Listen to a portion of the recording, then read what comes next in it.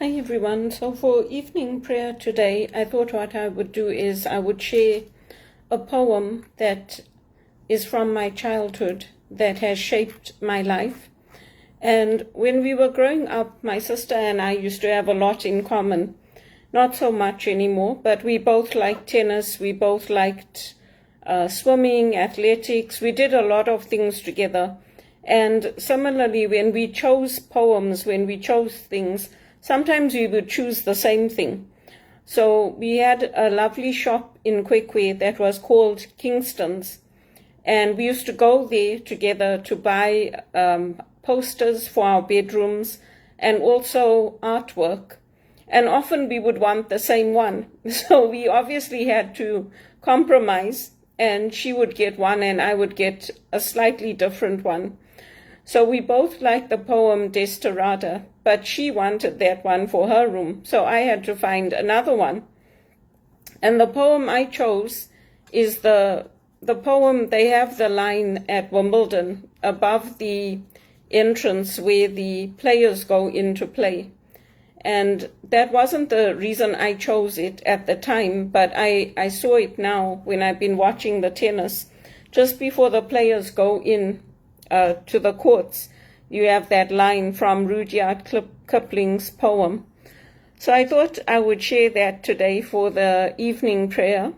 And I think it's also a nice way to tie in the scriptures where Jesus is telling us that our love for him has to be like a burning love, an all-consuming love. And if we don't have that burning love for him, even the decisions that we make in life will not be good decisions. And that's the theme that comes through where it's like, do not kill the prophet, trust in the word of the Lord.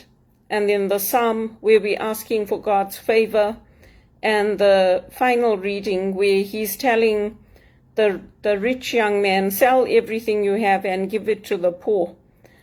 But that wealth, that richness of what we value is incomparable compared to the richness of God's love, that all-consuming, burning love that is placed within us by him.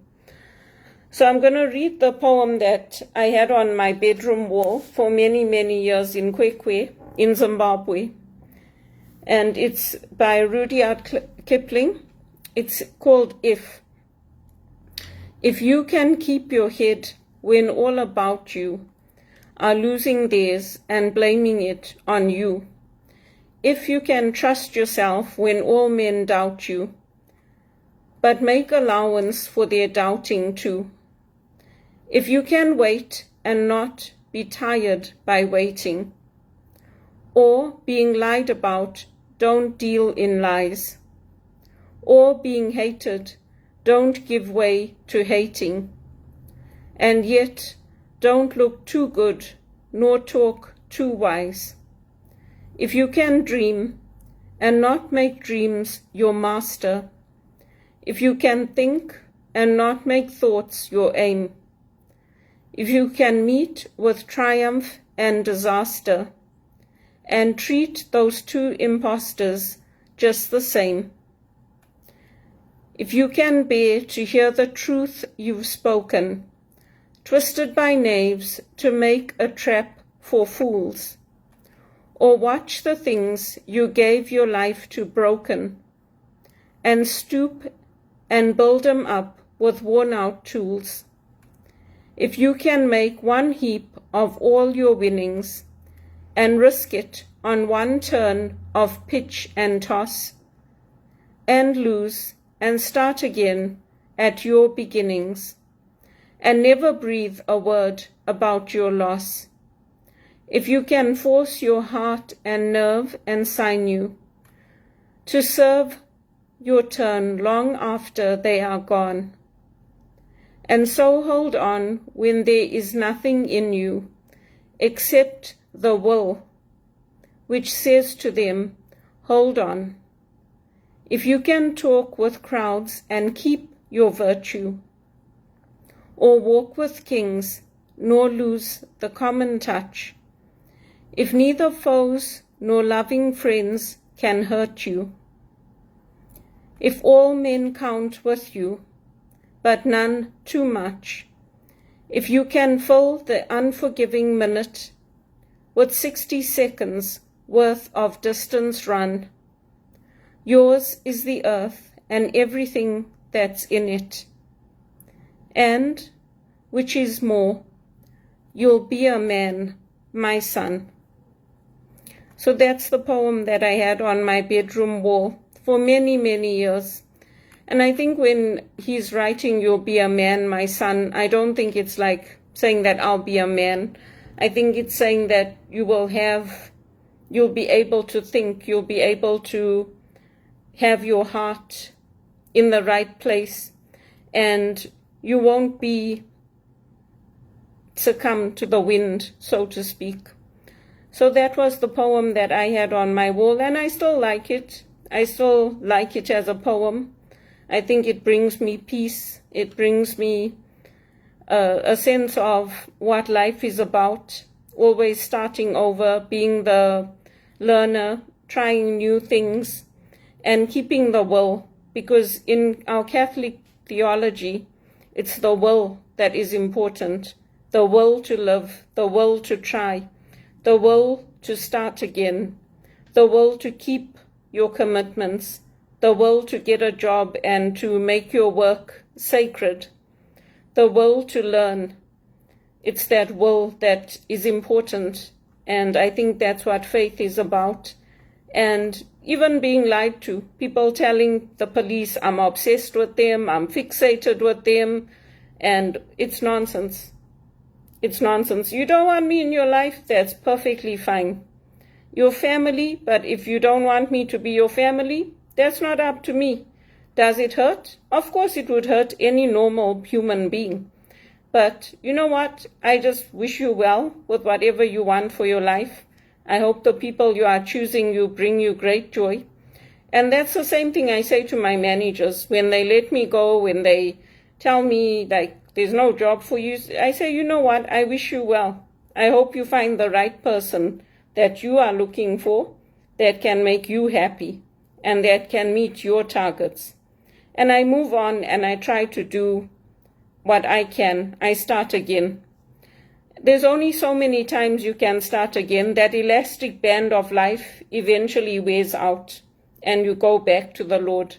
But while I have my will, while I have my ability to think, ability to love, while I have that will of faith, I will not give up on my dreams, on my big dreams, on what I want to achieve, on what I want to accomplish, on having my own property. And that message that the Franciscan friars posted for their media gave me hope, because always you see the saints choosing lives of poverty, choosing lives of giving everything up, choosing lives of obedience.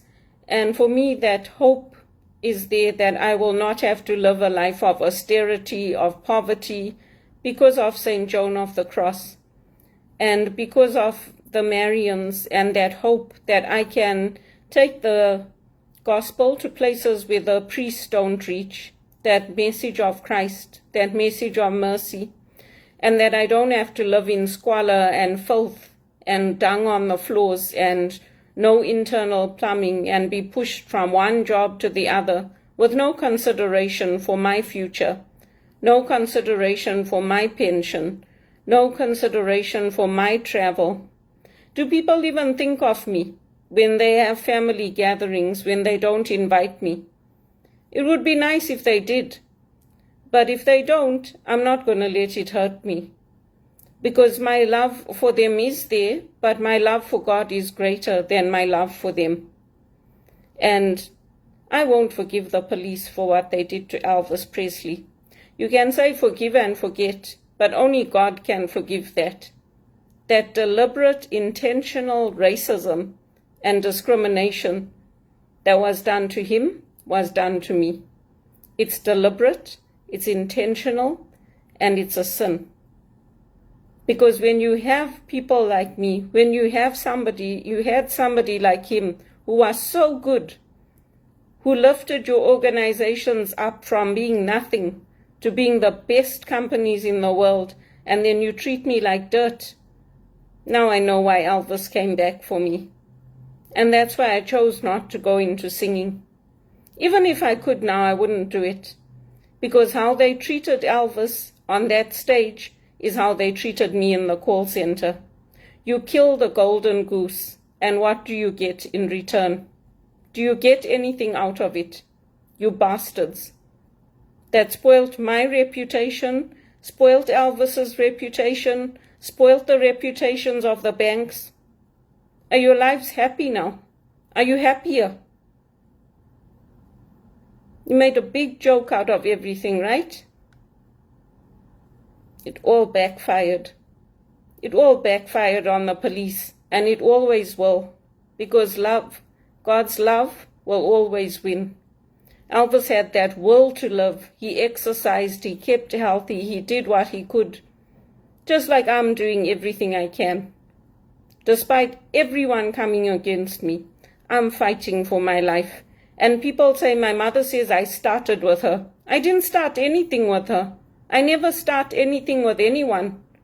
I'm tired of the unprovoked attacks. Live your life in peace and let me live mine in peace. I haven't got time to keep fighting with everyone, people picking up the phone and all of a sudden telling me I'm not their family anymore. I had it. I don't do that to people, and I don't deserve to have it done to me. You don't want me in your family, you don't want me in your circle, that's perfectly fine. Don't take your frustration out on me. My mother was there for my sister through everything, and I got blamed when she didn't want to come to Canada. That wasn't my decision, that was her decision. And my mother should take responsibility. I told her many times over the years, you should tell them the truth, that you didn't want to come to Canada and you didn't want to babysit the children. You didn't want to be here. She's like, no, I don't want. I said, well then, don't blame me for your people's unhappiness, because I don't deserve what's happening to my life. I don't deserve to have my property taken away from me, to lose everything because other people are gambling and have addictions and have marital problems. I don't deserve to lose everything. And while I've got my life, I'm going to fight for it. I have the will to live. God gave me that will, and God gave me that burning love, and nobody can take that burning love away. It's an all-consuming love. I wish you could know it. It might change you.